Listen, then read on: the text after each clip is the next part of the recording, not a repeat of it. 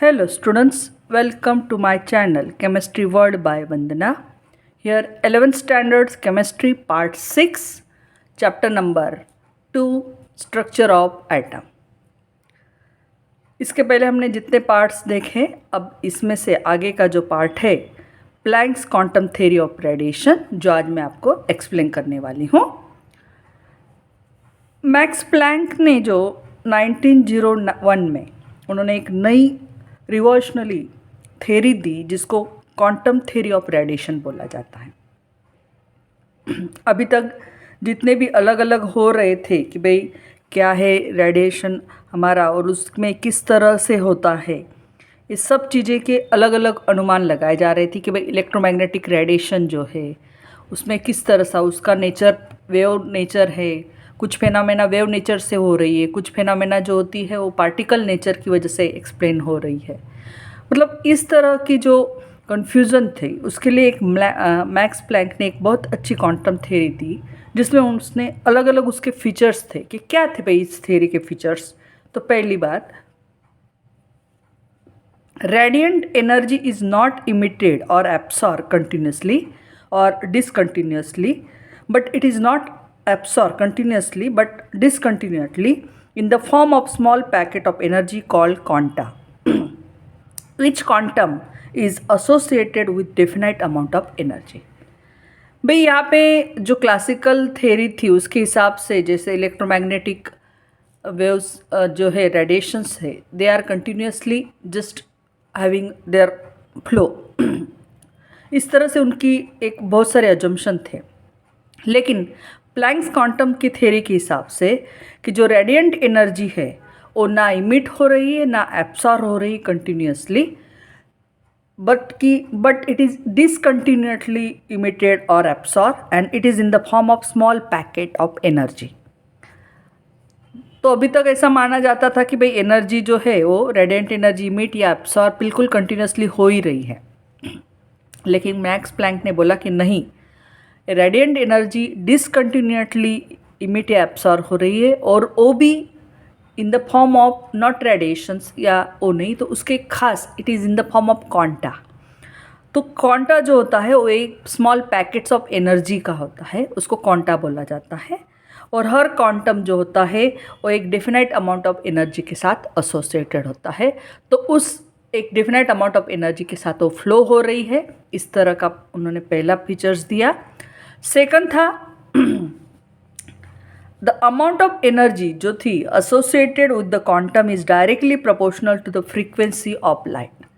अब इस क्वांटम में जो अमाउंट ऑफ एनर्जी आएगी वो किसको प्रोपोर्शनल होगी?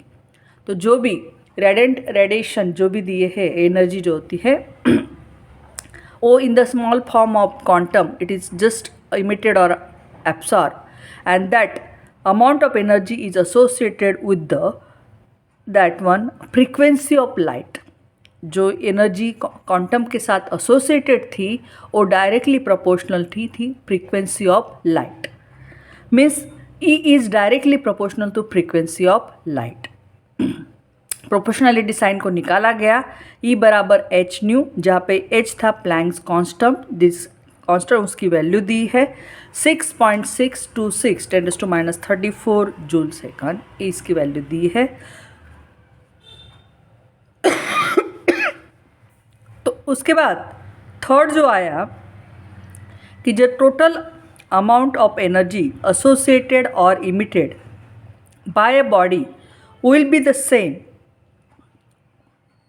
Will be some whole number और मल्टीपल ऑफ क्वांटम। एक तो एक आपका होल नंबर आना चाहिए या फिर मल्टीपल ऑफ क्वांटम होगा।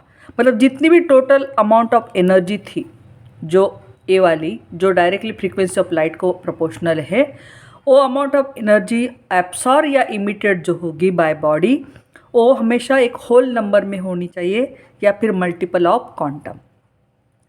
तो E इज़ इक्वल टू उन्होंने एक नंबर लिया n, जो होल नंबर था 1 2 3 4, क्योंकि जो एच न्यू जितनी अमाउंट आएगी जो अमाउंट ऑफ एनर्जी जो आएगी वो हमेशा होल नंबर होना चाहिए। इसलिए यहाँ पे एच के लिए एन के लिए उन्होंने वैल्यू ली 1 2 3 4, जो मल्टीपल ऑफ क्वांटम इसका आएगा उसके आएगी।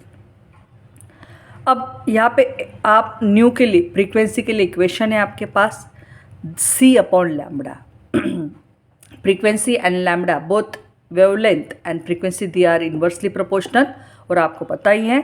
तो आप दोनों फॉर्म में इस इक्वेशन को लिख सकते हैं कि भाई जो energy associated with the quantum it is directly proportional to frequency of light और inversely proportional to wavelength of the light.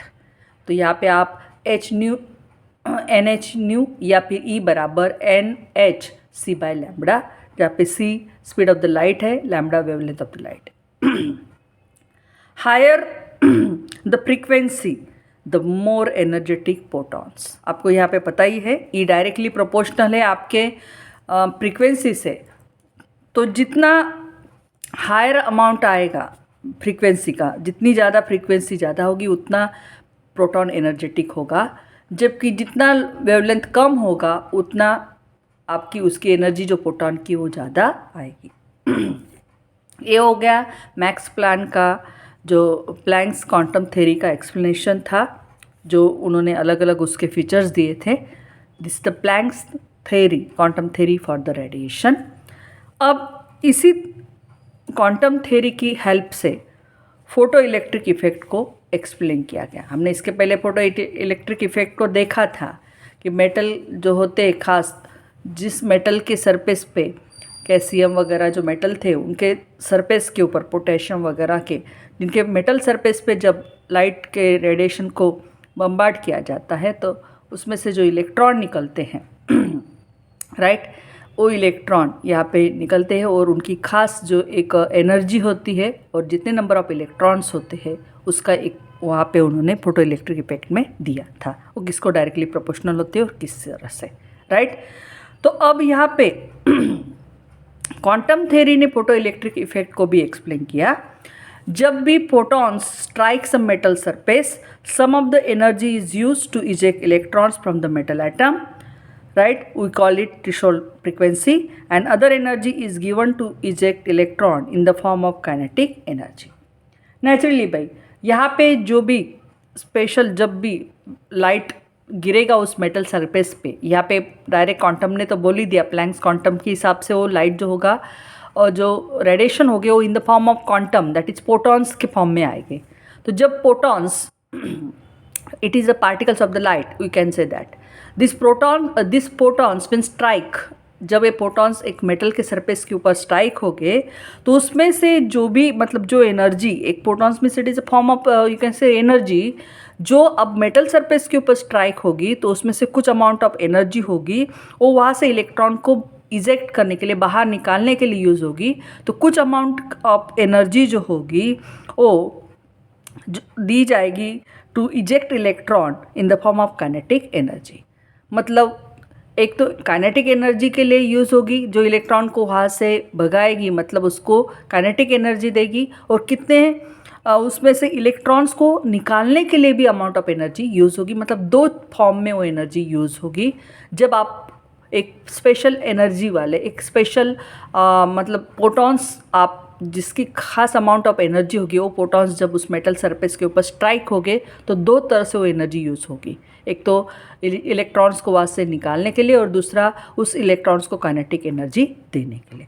तो देख लो, let H nu is the energy of protons strike on metal surface. जो protons आपके metal surface के ऊपर strike हो रहे हैं उसकी एनर्जी एच न्यू ले लेते हैं, और एच न्यू जीरो, जिसे आपको पता ही है कि H nu zero is the threshold frequency, right. तो this is threshold energy naturally. तो ये आपकी हो गई एनर्जी ऑफ द प्रोटॉन्स, और ये होगी amount of the energy which is use to eject electrons from the metal surface, जिसको हम थ्रेशोल्ड एनर्जी बोलेंगे। अब दूसरा आता है, हमने देख लिया कि यहाँ पे जो टोटल एनर्जी है जो प्रोटॉन्स की मेटल सर के ऊपर स्ट्राइक हो रही है वो किसके बराबर है, एक थ्रेशोल्ड एनर्जी के बराबर, और दूसरी kinetic energy of given to that electrons. और काइनेटिक एनर्जी बराबर आपको पता ही 1/2 mv²। तो इन दोनों से ही आपकी जो प्रोटॉन की जो टोटल एनर्जी वो दो पार्ट में यूज़ की जाती है। तो हम काइनेटिक एनर्जी बराबर ले लेते हैं H nu minus H nu zero, H common निकलेगा, new minus nu zero.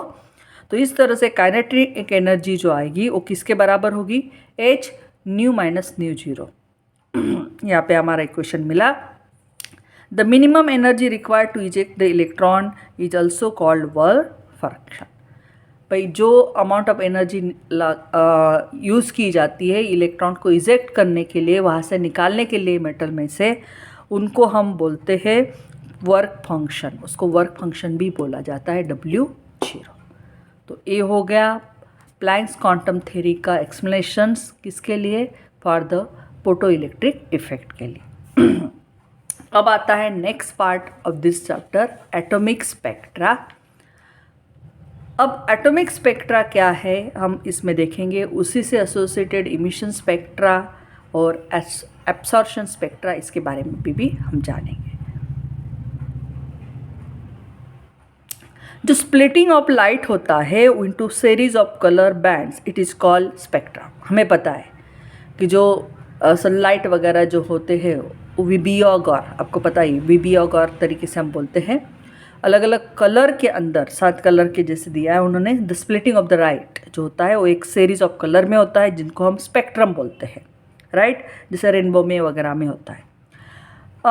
In spectrum there is a merging of one colour into another without gap, known as continuous spectrum. हाँ भाई, हम जो देखते हैं वो स्पेक्ट्रम, उसमें एक कलर का दूसरे कलर में मर्ज होता रहता है, वो मिक्स ही होते हैं। मतलब एक तरह से हम जब देखेंगे तो ऐसा नहीं कि एक सेपरेट सेपरेट मिलेंगे, वो एक दूसरे में मर्ज ही दिखते हैं, जिसको हम कंटिन्यूस स्पेक्ट्रम बोलते हैं। लेकिन जब हम सनलाइट का स्पेक्ट्रम लेते हैं उसमें हमें कंटिन्यूस स्पेक्ट्रम मिलता है। लेकिन जब हम एटम्स का, किसी स्पेशल एटम्स का अगर हम स्पेक्ट्रम लेते हैं तो वो कंटिन्यूस नहीं होता है। It consist of sharp well defined lines and bands of definite frequency and they are of 2 types. तो भाई ए वाला कंटिन्यूस स्पेक्ट्रम हो गया हमारा सनलाइट का जो मिल रहा है। लेकिन जब हम किसी एटम्स का लेते हैं स्पेक्ट्रा तो हमें वहाँ पे कुछ लाइंस मिलती है, बिल्कुल शार्प ऐसी लाइंस मिलती हैं, और इससे कुछ बैंड्स भी मिलते हैं। तो इसीलिए एटॉमिक स्पेक्ट्रा के 2 पार्ट किए गए हैं, एक इमिशन स्पेक्ट्रा और दूसरा है एब्सॉर्प्शन स्पेक्ट्रा।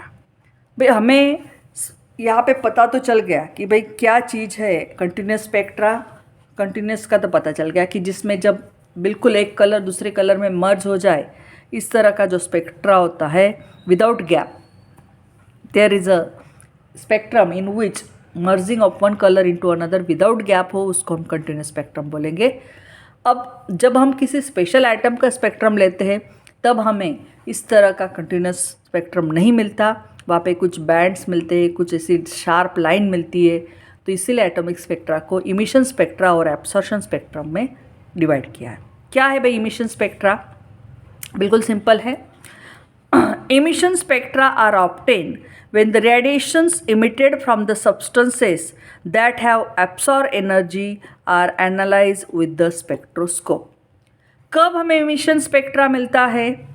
जब हम एक पर्टिकुलर सब्सटेंस जिसमें से जो रेडिएशन बाहर निकले हुए हैं, और जब इस सब्सटेंस ने जो रेडिएशन, मतलब these are emitted from a substance that have absorb energy. अब इस सब्सटेंस के ऊपर कुछ अमाउंट ऑफ एनर्जी रेडिएशन जो है उसको डाला जाएगा, तब वो सब्सटेंस एक पर्टिकुलर एनर्जी वाला रेडिएशन एब्सॉर्ब करेगा और बाकी रेडिएशन को इमिट करेगा।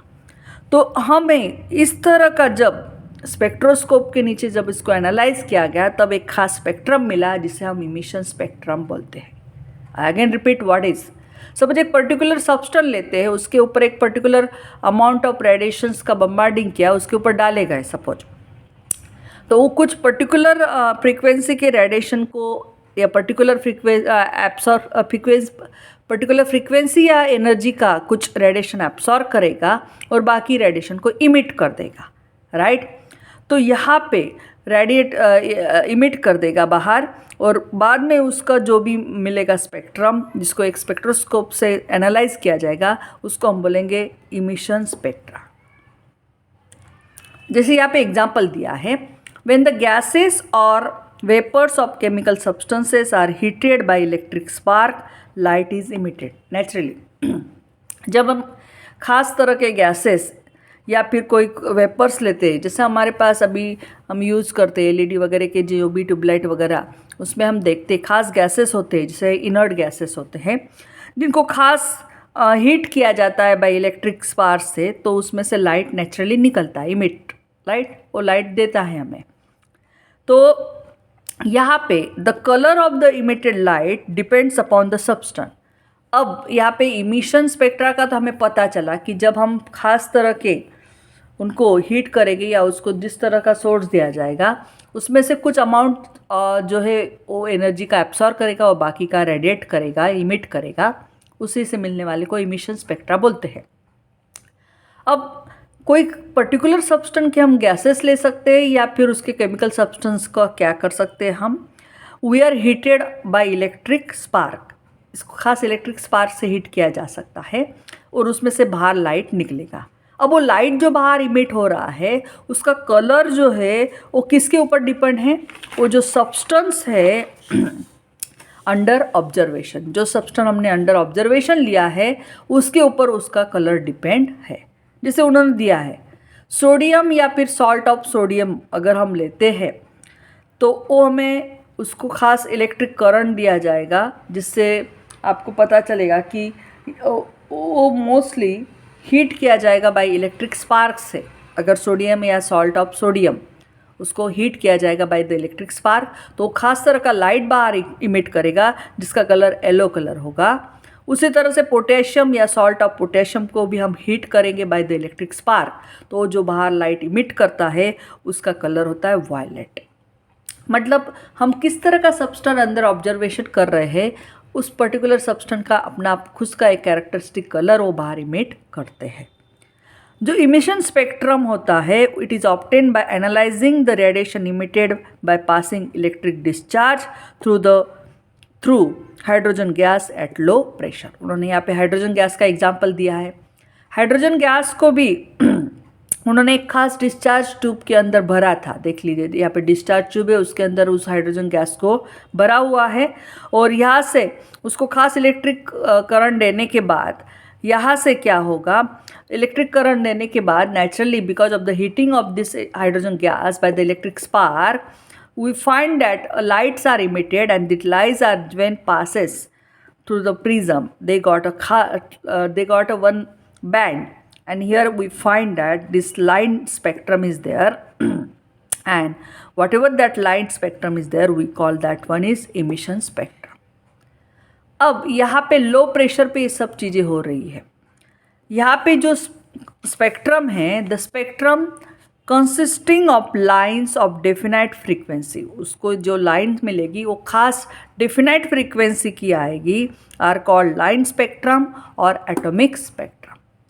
तो बिल्कुल सिंपल है, हाइड्रोजन गैस का उन्होंने लिया, डिस्चार्ज ट्यूब के अंदर भरा, उसको हीट किया इलेक्ट्रिक स्पार्क से, उसमें से जो लाइट इमिट हुआ वो खास तरह की लाइनिंग देते हैं डेफिनाइट फ्रीक्वेंसी वाले, उसको हम बोलते हैं लाइन स्पेक्ट्रम और एटॉमिक स्पेक्ट्रम। इसी को हम इमिशन स्पेक्ट्रम भी बोलते हैं। अब क्या है भाई एब्सॉर्प्शन स्पेक्ट्रम, उसको भी देख लेते हैं। एब्सॉर्प्शन स्पेक्ट्रा क्या है? When a light, we can say that when you can say a white light is allowed to pass through a gas or solution of some salt, the transmitted light is analyzed, dark lines are observed with continuous spectrum. जब हम एक खास white light को पास करते हैं, उसको allow करते हैं टू पास एक गैस या फिर कोई सॉल्ट सॉल्यूशन के अंदर, एक कोई भी गैस ले सकते हैं या फिर कोई सॉल्ट सॉल्यूशन, उसके अंदर वाइट लाइट को हम अलाउ करते हैं टू पास। उस लाइट जब उस गैस में से या फिर उस सॉल्ट सॉल्यूशन के में से पास करता है, तो बाहर जो ट्रांसमिटेड लाइट आता है उसको जब एनालाइज किया गया तो उसके साथ जो कंटिन्यूस स्पेक्ट्रा था उस लाइन ट्रांसमिटेड लाइट का, उस कंटिन्यूस स्पेक्ट्रम के साथ उनको कुछ डार्क लाइंस भी मिली। वेरी सिंपल, जब वाइट लाइट पास करेंगे आप कोई किसी गैस के अंदर या सॉल्ट सॉल्यूशन के अंदर, और बाहर जो ट्रांसमिटेड लाइट निकलेगा उस लाइट को एनालाइज किया गया तो उन्होंने देखा वहाँ पे कुछ कंटिन्यूस स्पेक्ट्रम के साथ कुछ डार्क लाइंस भी मिली, ऑब्जर्व की गई। This dark lines indicate that the radiation of corresponding wavelength have been absorbed by the substance from the white light. इस डार्क लाइन का मतलब होता है कि जो रेडिएशन थे of corresponding wavelength have been absorb, मतलब जो डार्क लाइन थे, मतलब यहाँ पे वो जिस पर्टिकुलर वेवलेंथ के थे वो डार्क लाइन जहाँ पे भी उनको मिली, जिस पर्टिकुलर फ्रीक्वेंसी या वेवलेंथ की डार्क लाइन मिली हमें, मतलब वहाँ के रेडिएशन को क्या हुआ है, it is absorb by the substance. जब वाइट लाइट्स उस सब्सटेंस के ऊपर, वो गैसेस फॉर्म में हो सकता है या सॉल्यूशन फॉर्म में हो सकता है, उसके ऊपर जब वो वाइट लाइट गिरा तो उस वाइट लाइट में उस एक पर्टिकुलर फ्रीक्वेंसी के या वेवलेंथ के जो रेडिएशन थे वो एब्सॉर्ब किए गए by that substance, and we find that at for that's why we got dark line in the continuous spectrum. White light, suppose यहाँ पे एक सब्सटेंस है, इस सब्सटेंस के ऊपर वो गैस फॉर्म में हो सकता है या सॉल्ट सॉल्यूशन फॉर्म में, इसके ऊपर जब ऐसे वाइट लाइट गिरेगा तो ये सब्सटेंस क्या करेगा, एक खास कुछ फ्रीक्वेंसी के या वेवलेंथ के कुछ एब्सॉर्ब कर लेगा रेडिएशन, और बाकी रेडिएशन को जब है अंदर ट्रांसमिट कर देगा. जब ट्रांसमिटेड लाइट बाहर निकला, उसका जब स्पेक्ट्रम लिया गया, उस स्पेक्ट्रम के अंदर उन्होंने देखा कि they found that in this way. देखो ऐसे स्पेक्ट्रम लिया गया तो यहाँ पे कुछ डार्क लाइन उनको मिली. क्यों डार्क लाइन मिली? क्योंकि ये जो सब्सटेंस था सैंपल, उसने खास कुछ उसमें से ट्रांसमिटेड लाइट में से, मतलब सॉरी, उसके ऊपर जो वाइट लाइट गिरा उसमें से खास पर्टिकुलर फ्रीक्वेंसी या वेवलेंथ की लाइट को एब्सॉर्ब किया, और बाकी को जब ट्रांसमिट किया गया तो उसमें जो एब्सॉर्ब कर लिया था अब यहाँ पे नहीं है, उसकी जगह पे क्या है, ये डार्क लाइंस उसको मिली. राइट. अब इस तरह का जो कंटिन्यूस स्पेक्ट्रा है, कंटिन्यूस स्पेक्ट्रा के साथ ये डार्क लाइन मिलती है, उसको हम बोलते हैं एब्सॉर्प्शन स्पेक्ट्रा. तो इसी ऐसे स्पेक्ट्रम जिसके अंदर कुछ फ्यू डार्क लाइंस है, right, due to absorption of light it is known as absorption spectrum. तो इस तरह का हमारा इमिशन स्पेक्ट्रम, एब्सॉर्प्शन स्पेक्ट्रम, और मैंने आपको यहाँ पे बताया that is the Planck's quantum theory, right, का explanation for the photo electric effect. Hope आपको ये समझ में आया होगा. If any suggestions please just write in comment box. Thank you and subscribe my channel.